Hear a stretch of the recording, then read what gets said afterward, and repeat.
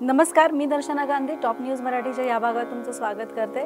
आता 2 सोमवार मला येता नाही आलं कारण गणपतीमुळे खूप गर्दी होती आणि त्यामुळे आमचं शूट नाही झालं। पण मी आता आलेली आहे आणि एक वेगळा विषय घेऊन आली आहे। विषय जुनाच आहे पण तुमच्यासमोर मी वेगळ्या पद्धतीने मांडणार आहे।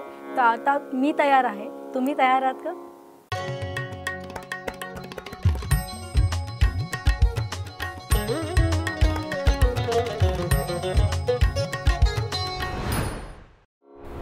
तर विषय असा आहे की आता गणपती येऊन गेले, आपण दुर्वांचं महत्त्व आपल्याला माहिती आहे। गणपतीला दुर्वा लागतात हेही आपल्याला माहिती आहे। दुर्वांशिवाय आपण गणपतीचा विचारच करू शकत नाही। सो दुर्वा आणि गणपतीचं नातं जसं इतकं घट्ट आहे, तर ते का घट्ट आहे? तर दुर्वा ह्या आपल्याकडे कायम औषधी मानल्या गेल्यात। त्याचे खूप बेनिफिट्स आहेत औषधी।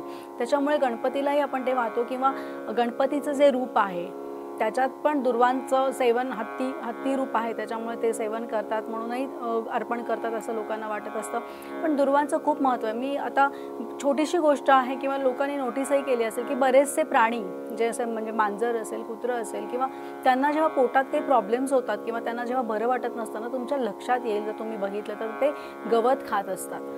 गवत म्हणजे काय? दुर्वांचाच प्रकार आहे, दुर्वाच असतात। तर ते गवत खात असतात कारण गवतामध्ये किंवा दुर्वांमध्ये खूप औषधी काही काही लपलेलं आहे जे आपल्यालाही माहीत नाही आहे आणि त्याच्यामुळे काय होतं की त्यांचं पोट बरं होतं। सो बरेचसे प्राणी तुम्हाला गवतच खाताना दिसतील। कधी गवत असतं, कधी दुर्वा असतात, ज्याच्या ह्याच्याप्रमाणे ते खात असतात। पण त्याच्यात खूप औषधी गोष्टी गुणधर्म दडलेले आहेत आणि ते आपल्यासाठी सुद्धा बेनिफिट आहेत। म्हणजे काही काही ठिकाणी तर दुर्वांचा रस हा आयुर्वेदामध्ये सेवन केला जातो कारण हॉर्मोन्स नॉर्मल होतात, उष्णता कमी होते शरीरातली। तर त्याच पद्धतीने अजून काय दुर्वांचा उपयोग आहे? तर आपल्या आयुष्यामध्ये दुर्वांचा एक उपयोग आहे की आपल्याकडे बरेचसे लॉन्स बघायला मिळतात, बरोबर आहे? किंवा आपल्या आजकाल सोसायटीज इतक्या मोठ्या असतात त्याच्यातही दुर्वांचं लॉन केलेलं असतं। तर तिथे जाऊन जर तुम्ही वॉक घेतला, रोज सकाळी 7 ते 8च्या दरम्यान जर वॉक घेतला तर तुम्हाला लक्षात येईल की त्याचे बेनिफिट्स काय आहेत। तर आजचा आपला हाच विषय आहे की दुर्वा आणि जमीन ह्याचे बेनिफिट्स काय आपल्या आयुष्यात। कारण लोक बरेचसे चालत होते, पूर्वीचे जे लोक होते, जसं माझी आजी असेल, आजोबा असतील किंवा आपलेही अजून आईवडील असतील, ते अजूनही प्रिफर करतात की कुठेतरी बाहेर जाऊन पायात चप्पल न घालता चालणं। आपल्याला बघायला मिळतं काही काही लोक गार्डनमध्ये चप्पल न घालता चालत असतात। तर त्याचे बेनिफिट्स काय आहेत? तर ते उगाच चालतात का? तर नाही। दुर्वांवर चालल्याने काय होतं आणि जमिनीवर चालल्याने काय होतं या दोन्ही गोष्टी मी तुम्हाला आज सांगणार आहे।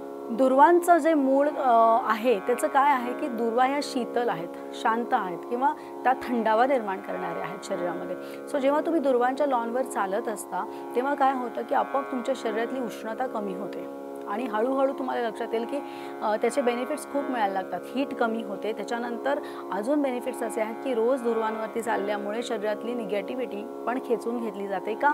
तर जेव्हा तुम्ही चालत असता तेव्हा तुमची ब्लड सर्क्युलेशन चांगलं होतं कारण दुर्वांच्या खाली डायरेक्ट जमीन आहे, बरोबर आहे? आणि जमीन म्हणजे एक अर्थ हे एक एलिमेंट आहे आपल्या बॉडीमधलं। जसं पंचतत्व आहेत, तर पंचतत्वातलं अर्थ म्हणजे पृथ्वी हे एक एलिमेंट आपल्या शरीरात सुद्धा आहे।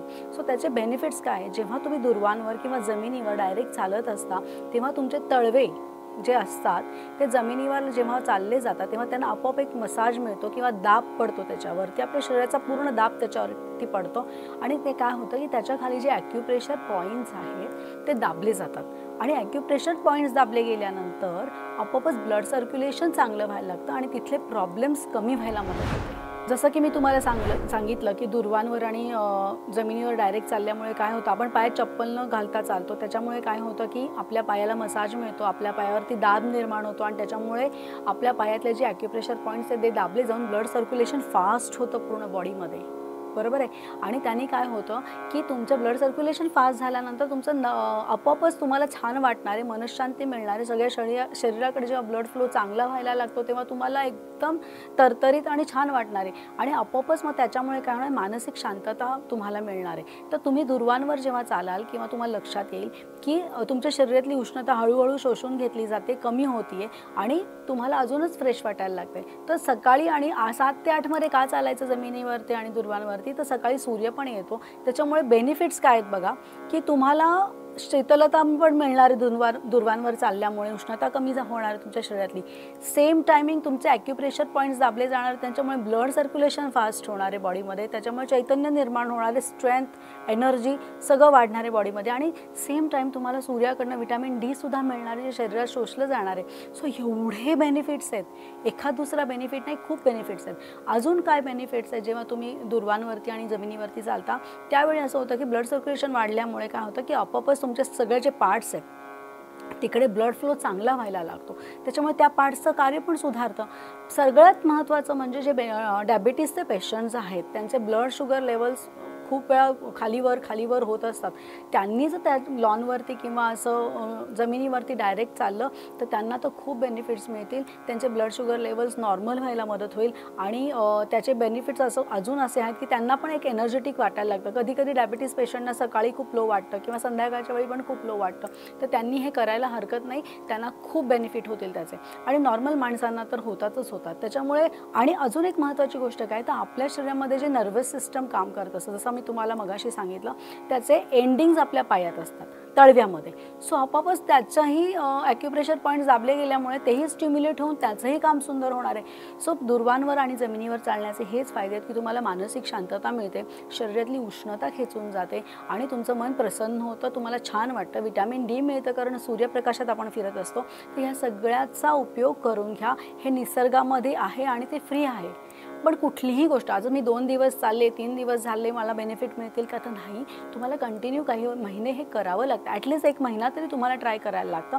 आणि मी हे उगाचच बोलत नाही आहे, माझे कितीतरी क्लायंट्स आहेत, मी योगा क्लासेस घेते, सो मी कितीतरी क्लायंट्स आहेत आणि त्यांना मी ते करायला लावते डेली. एक 15 मिनटं तरी मी त्यांना सांगते की मी क्लासमध्ये याच्यातून तुम्ही हे करून थांबलं पाहिजे आणि त्याचे बेनिफिट्स त्यांना मिळत आहेत. सो मी उगाचच बोलते असं नाही आहे, तर माझ्याकडे रिझल्ट्स आहेत त्याचे.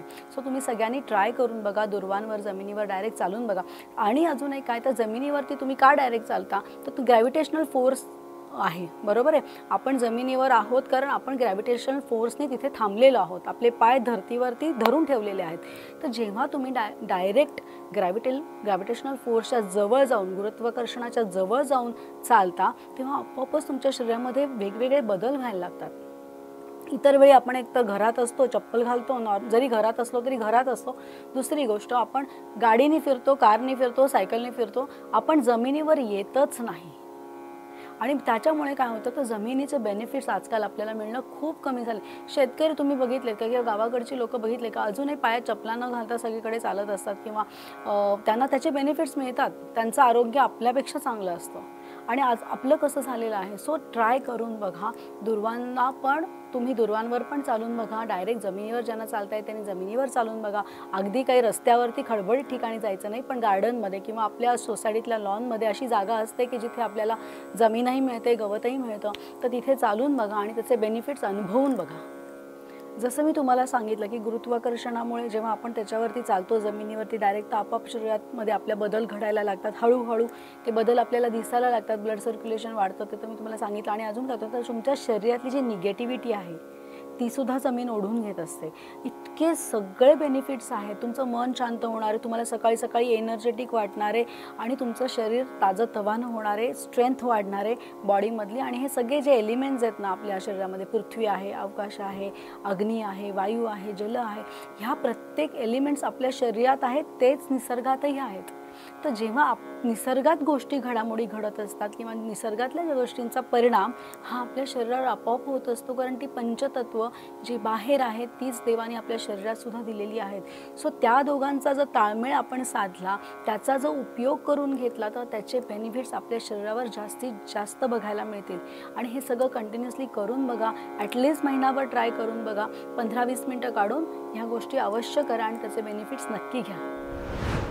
जेव्हा आपण जमिनीवरती दुर्वांवरती चालत असतो त्याचा अजून एक बेनिफिट काय तर आपले हॉर्मोन्स बॅलन्स व्हायला लागतात, ब्लड सर्क्युलेशन चांगलं झाल्यामुळे आपोआपच शरीरातले हॉर्मोन्स बॅलन्स व्हायला लागतात, शरीराला शांतता मिळते, समाधान मिळतं, कुठेतरी मनशांती होते, त्याच्यामुळेही हॉर्मोन्स सुधारतात. तर हे नक्की ट्राय करून बघा. हार्मोनल इम्बॅलन्स ज्या लोकांना असेल त्यांचेही हॉर्मोन्स नॉर्मल व्हायला मदत होतील. So many benefits. सो नक्की ट्राय करा आणि मला नक्की कळवा की तुम्हाला ते कसं वाटतं.